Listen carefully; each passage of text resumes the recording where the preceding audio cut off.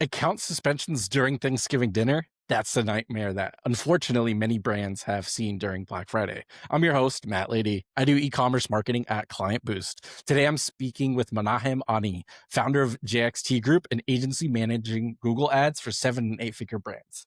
He's walking us through the prep checklist that prevents these disasters. If you're starting to plan your campaigns or you're still wrapping things up, you're a little behind, but luckily we're covering the 3-week timeline of prep, merchant center mistakes that kill conversions, and the post-BFCM strategy that saves your profit when the sale ends. Let's get into it. All right. So 7-figure brands, low 8-figure brands. It's almost holiday season. Black Friday is right around the corner. What should brands be aware of on the Google side to make the most of their holiday season? I think the biggest thing that I've seen with Google is that it takes a minute to get things going. Turn on a campaign, might take a couple of days, might take a couple of weeks. It gathers data, it's running through the learning phase. I think a lot of people aren't prepared for that. And so like get everything set up as early as you can so that you're ready when crunch time hits. So is that with the campaign setup, is that getting it published and approved and then lowering the budget and then scaling it up over time? Or is that like getting it scheduled to go live?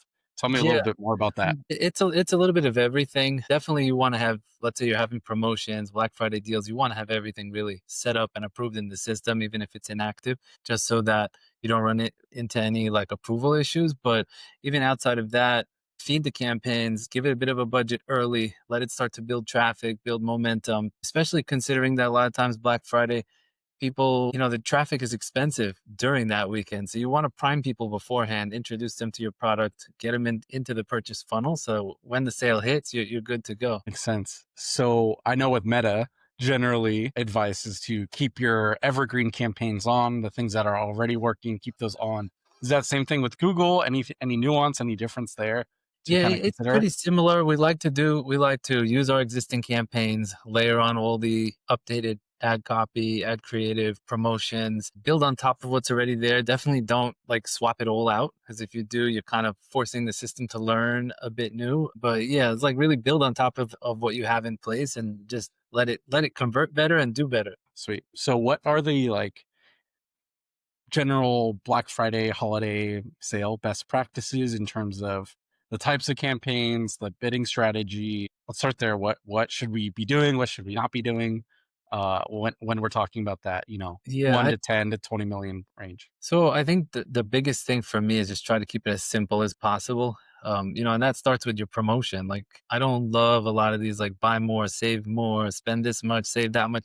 It's like confusing to a customer. Just give them like a big solid number. Hey, save 30% off, save $50 off orders over, whatever. Get them excited. So it starts at the promotion, but it also comes through to the campaign itself. Like don't overcomplicate things. Layer on your promotion extensions, you gotta apply the promotion in Merchant Center and Google Ads, upload the creative, keep it as simple and as clean as possible, and you'll find success. Keep it simple, Yeah, stupid, exactly. cliche phrase. So Cliche, but there's a reason. yeah, yeah, no, cliches make sense for a reason. I always Yeah. kind of forget about that. So with the more on the bid strategy, I guess the account structure makes sense to me. Bid strategy, if I have a certain goal, whether it's a CPA or a ROAS, or I have a budget and I need to spend through, what are the kind of considerations for bid strategy specifically that I should be keeping in mind? Should I Yeah. So try new things that I haven't done before on like evergreen campaigns? Talk me through that a bit. yeah, so I don't love to try new things during such an important time. I think most e-commerce brands have find success with target ROAS unless it's like a subscription product or, replenishable item where it's like you're more acquiring the customer. In that case, it might make sense to do target CPA. But I think the biggest thing is like for me, it's all about push and pull. Like you can force a campaign to spend more by lowering your ROAS target if your budget is not spent. So let's say you have a budget of $1,000 a day, $500 a day, whatever it is. If it's not spending your full budget, you lower your target ROAS, you get it to spend more. If it is already spending your full budget, maybe you can go the other way. You can tighten it and ask the system for a higher return on ad spend and still, spend your full budget and hit your goals in a more meaningful way. So you have to watch that push and pull of where you want to be and where you can take it. So with that being in mind, on the actual Black Friday, Cyber Monday weekend on Meta, generally, you're able to more frequently increase your budget throughout the day. Uh, on that compared to most other times of the year? Is Yeah. that similar on Google? Is that different? Is there a certain like increase it by this much by on these hours, percentages, or is it just, hey, returns are looking good, let's just crank it up? Like, how do you kind of think about that? So I'd say it's very similar to Meta. The algorithm does know that this is a higher conversion rate probability than a regular day. You know, Google's been through this before, and so you can make more frequent changes. I've been told that by numerous Google reps is that it's not as sensitive, and I think the biggest reason is because traffic is converting at a higher rate. So it's like if your normal conversion rate is 3%, and today you're seeing like a 5 or 6% conversion rate, it's able to hit the target ROAS and it moves faster. But like really what you want to do on Black Friday and even through the whole weekend is watch spend by the hour. You can break down the reporting like that and just make sure that you're pacing well. Like you have to know your intraday numbers and know like if you're seeing on the hour a certain level that what that means once the full attribution comes in and obviously watch your Shopify backend and make sure that the sales are there to back it up. But yeah, push. That's the name of the game is grab whatever you can. So with the more into the weeds a little bit onto the, like you mentioned the data feed and the merchant center, what are kind of like those more technical like back end things rather than just in the campaign setup? Like what are the things you should be aware of? What are the things you should do, should avoid, to make sure you make the most of it? Yeah. Yeah. Yeah, I mean those are definitely big pieces. So like a lot of the success of your shopping or PMAX campaign comes from the data feed.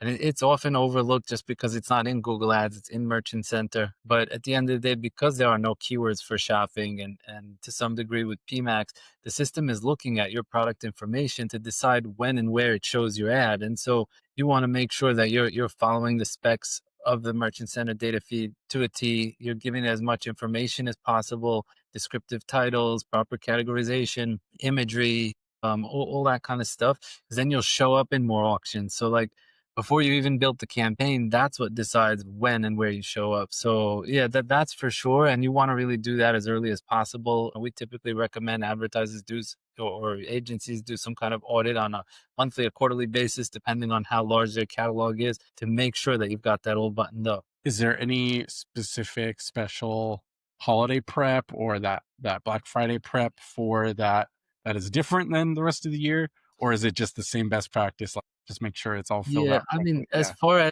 as far as the data feed and Merchant Center, it's mostly the same. But if you do have, let's say, special new products, promotions, things of that nature, you want to make sure they're coming through and they're approved.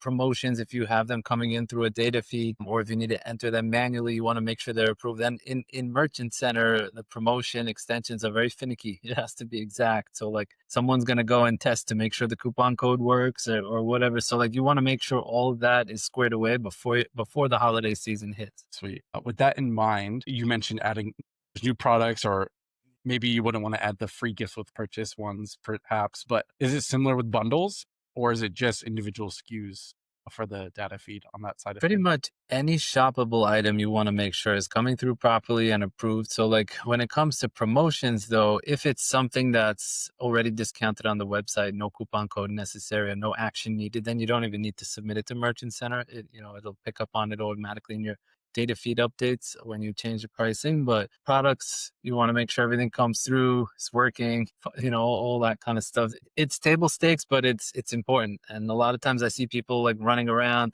in the last minute something's disapproved, and that's why it's important to think about it early. Is there any spend considerations or like spend limits, not necessarily budget, but on the in terms of the billing? I know they've changed the billing structure Yeah. of invoices and stuff over the years. So if this is like maybe someone's first or second major Black Friday and they're spending a lot more, is that something that they need to be aware of? Yeah, I mean, it does depend on what billing method you're on. So if you're on credit terms, you want to make sure your credit line is big enough to allow whatever spend you're going to put through. If you're on credit card, you want to make sure you have a backup credit card so that if whatever there's a problem with one of them, it falls back to something else. You really got to double check everything, because this is the time. Yeah, it's Super Bowl. You can't there's Exactly. no do-overs. It's once a year, so Exactly. got And to be everybody's dialed in. voting for themselves, so you gotta succeed. That's We're right. going for our own teams.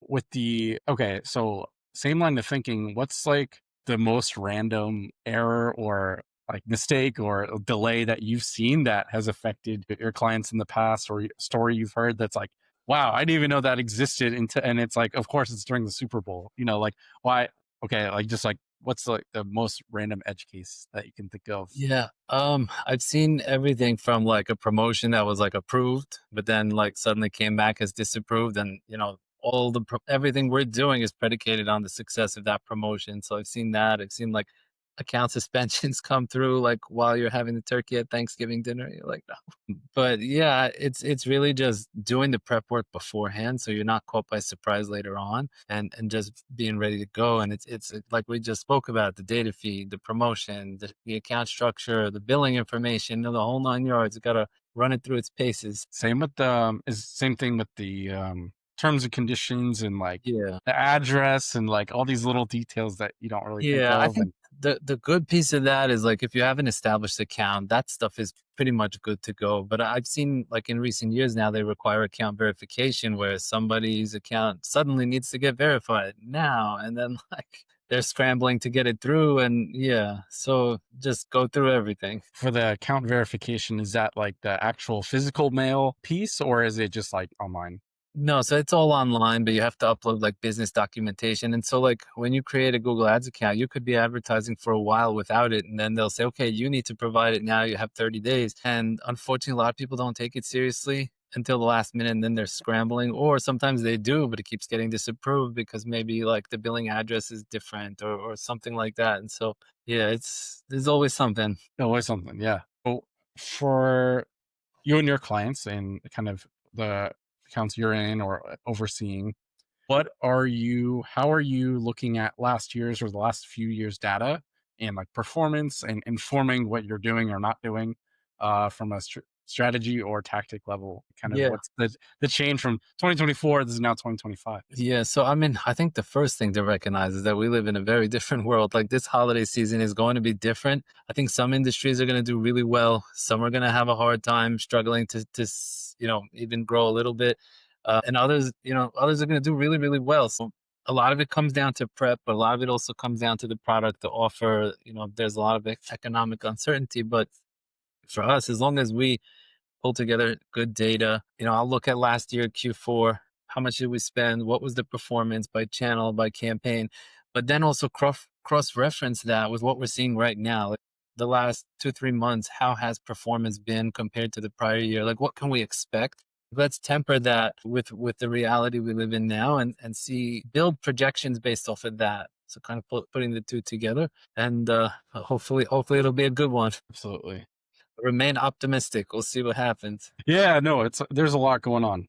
It's not the political election time necessarily like last year, but there's a lot of the tariffs this Yeah. past year that come in and go in, and uh, the economic environment and just climate in Yeah. general. So, not sure how that will shake out. Yeah, I think some people might not have as much inventory as they had last year, and so, have to see how that plays into the overall auction. Could be some people who want to spend more, just not able to, and then, see how that goes. Yeah. Okay. So in terms of like performance max or like AI max or like what's these like other kind of more recent campaign like types and strategies, that any advice on like using them, not using them? Is it like for these types of clients or verticals, Yeah, you should use this more, or like small versus large catalogs? Like I would love a little bit of like sure. nuanced, yeah, Yeah, tips. I think that there's nothing really majorly new, but there's a lot of little advancements in everything. So like it's still for e-commerce, and still PMAX and shopping are going to be the big ones. There's a debate, which one should you use? I'm always the guy who says it depends. I think it does depend on the type of product you have. So like we in our agency for our clients, we tend to use PMAX more when it's one of two types of products. Either it's like something that could do well on paid social. So like think of like a slightly cheaper item with a faster purchase cycle, maybe a more visual product like fashion and apparel, supplements, things of that nature. So there's the visual component of PMAX, which can really help the search and shopping piece. And then I think the other end of it is products with a very long purchase cycle. So think of like a couch or a closet or a kitchen where it might take someone 2-3 weeks to convert from a click to a purchase. And so that follows them through the full funnel. It introduces them, to the brand or the product and kind of pulls them through. So that's typically where we're going to use more of like PMAX. For brands that are just selling like highly commoditized items where you're very much competing on price and focusing on bottom funnel, that's where we'll skew more towards like the shopping, because it's just like show up when they ask for it, get the sale, and keep moving. And then on top of it, we use like demand gen with YouTube ads to generate a lot more demand on the top end of the funnel. Because PMAX, even though it does some upper funnel, it doesn't really. It's more mid to bottom funnel. So like that's where YouTube comes in with demand gen. And I think the other thing you mentioned was AI Max, which is something, it's basically an extension for search campaigns that allow it to go further than the keywords you chose. So for a lot of our e-commerce clients, there's not going to be a lot of search going on. It's mostly PMAX and shopping anyway, so it's not as relevant. But if we're using search for that specific industry because we found success there, then we typically would use AI Max for ecom. Sweet. Um, so I'm listening to this episode, and it's like a week or two before Black Friday. Been busy. It's my first or second rodeo. What are like the three final things, or like three tips that are like, if you don't listen to anything else we just said, what are the three like next steps that I can kind of take action on? So it's a lot of what we spoke about. It's double check everything. So go through your billing, make sure you got a backup credit card or the right credit limit. Go through your data feed, make sure everything's approved. Go through your promotions, make sure they're submitted. Get your ad copy creative lined up. Just get it all done at least a week or two in advance so that you come, you just flick a switch, turn it on, and go. Just preparation is key. Yeah. So with that, last follow-up question is, would you manually turn the ad campaign on, or do you guys schedule them typically?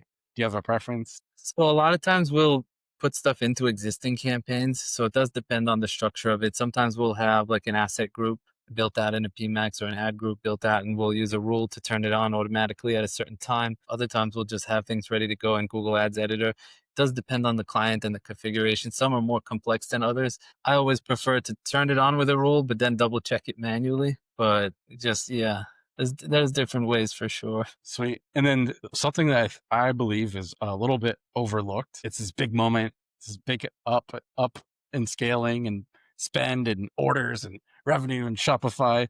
It's going off like you got it's going off like, like crazy. After it's over, what are the things, like how do you come down from that? What adjustments are you making? What are those final changes like after the sale period? That's definitely a good question, and I think a lot of people don't think through that enough, because what happens is like everything's going so well, you don't realize how fast it's going to come down, and like you need to pull your budgets back. You need to pull your bids back, because if you don't, you'll get killed, and whatever profit you made, it's just going to fall right out the window. And so like the trick is like to know when your sales cycles are. If you have previous year's data, to kind of run through that historical data and watch when the fall off was, so you can plan accordingly. But you're going to want to lower your bids and budgets very quickly as soon as the sale ends, or as soon as the promotion tapers off, because otherwise the system will overspend and it won't convert. And the smart bidding algorithm is smart enough to know some of it, but it won't catch on as quickly as you know about. Yeah. Imagine same thing. You need to then make sure you remove any like promotion specific stuff Exactly. that might be like, hey, I saw this ad, saw the promotion, it's not lot, and like the Right. CX side of things. Yeah, So another quick note on that. So, for sure. um, For any sure. any final tips, any final advice, or we all set? I think the biggest thing is if you find yourself super stressed out on Black Friday itself, it means that you got to do more prep the following year. So just, it all comes back to the prep. Is Black Friday, listen, you got to be on and watching everything very closely. But if you do the job right, it should be smooth sailing from there. Awesome. Well, cool. Thanks for the time. Really appreciate it, and we'll catch you on the next episode. Sure. Thank you. So there you have it. Black Friday success is often won in the preparation phase, not during the actual weekend, although obviously that matters too. If you find yourself stressed and scrambling on Black Friday and the weekend itself, that's your signal to start even earlier next year.